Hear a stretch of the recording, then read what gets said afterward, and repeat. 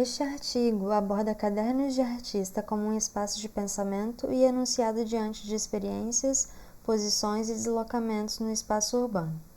Considerando assuntos como desenho, corpo, espaço, periferia e escrita, as reflexões se aprofundarão em duas obras de artistas negros. Será adotado um entendimento de caderno que também compreenda, nas suas características de receptividade, informalidade e diversidade, um papel mais ativo, não apenas servindo paralelamente de apoio à elaboração de trabalhos artísticos, mas viabilizando operações que efetivamente participem deles e os constituam. O caderno é um lugar de experiência inacabado, indefinível, imprevisível e incontrolável, descreve Aline Dias, um trabalho de uma vida inteira. O caderno não se instala como as obras com as quais dialoga no processo dos artistas, nem nos fenômenos da própria vida. Assume, portanto, entre ambas as instâncias um estatuto periférico, marginal, rejeitando uma posição central, estável. Tais características, expressas em termos práticos nas possibilidades de um dispositivo que dispõe as condições de elaborar escritas e desenhos em deslocamento, parecem apontar uma afinidade entre o caderno e a realidade dos sujeitos periféricos. Estes têm nas características do caderno inacabado, indefinível, imprevisível e incontrolável, um manancial de recursos para a resistência a serem investidos na experiência viva dos próprios corpos e da língua. É importante que grupos oprimidos resgatem suas experiências e memórias através da língua, como aponta Bell Hooks.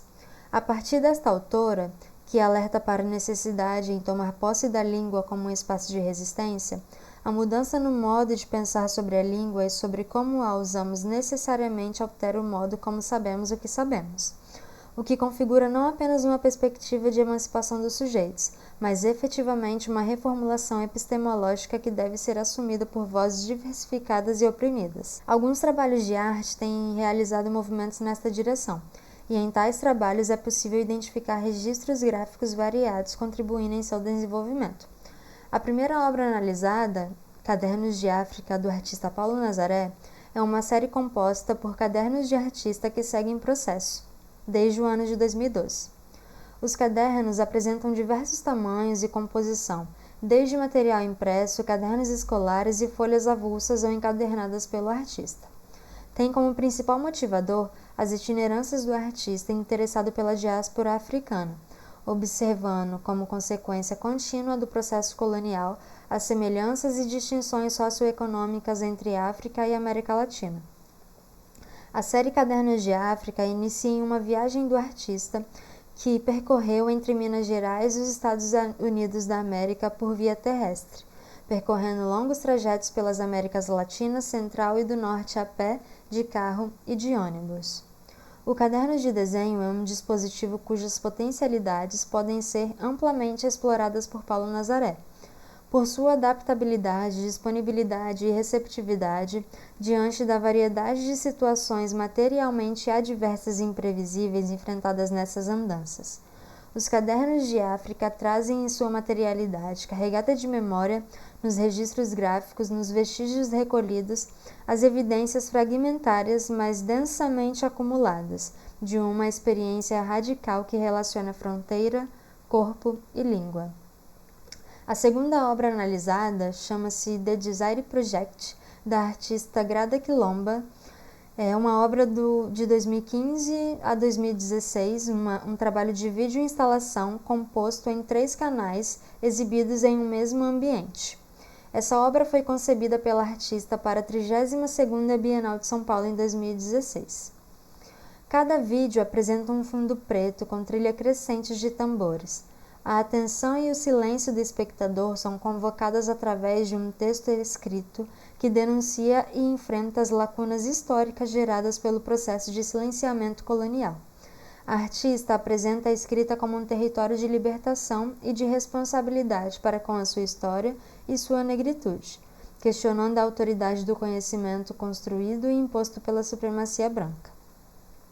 Em um dos vídeos, chamado Enquanto Eu Escrevo, é possível ler um momento. Por que eu escrevo? Eu escrevo quase como uma obrigação, para me encontrar. Enquanto eu escrevo, eu não sou o outro, mas o eu. Não sou o objeto, mas o sujeito. Eu torno-me a que descreve, e não a descrita.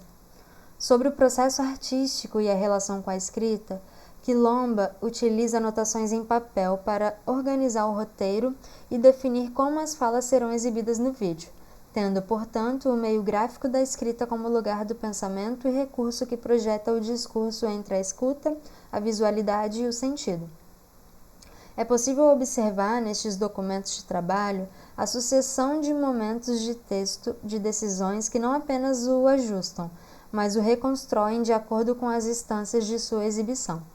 Sobre o roteiro datilografado, há divisões e notas sobre a sequência de legendagem, observações sobre tradução para outros idiomas, indicações de alteração da posição e supressão de trechos.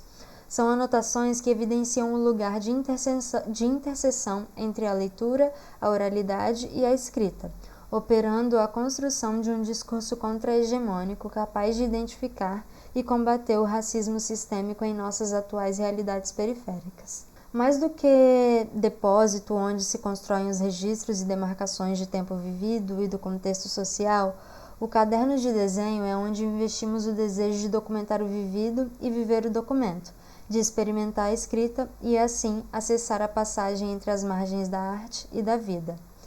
Em sua disposição ao experimental e à indeterminação formal no cruzamento entre o discurso e o visual, o caderno de desenho apresenta-se como lugar fronteiriço e periférico, aberto ao desejo de investigação e experiência, permitindo exercitar a reflexão e a escrita como forma de elaboração de si. O caderno de desenho é, portanto, um dispositivo potente para diferentes práticas de enunciado, um valioso lugar de resistência daqueles até então privados à força das posições de discurso, das narrativas de si e da própria voz.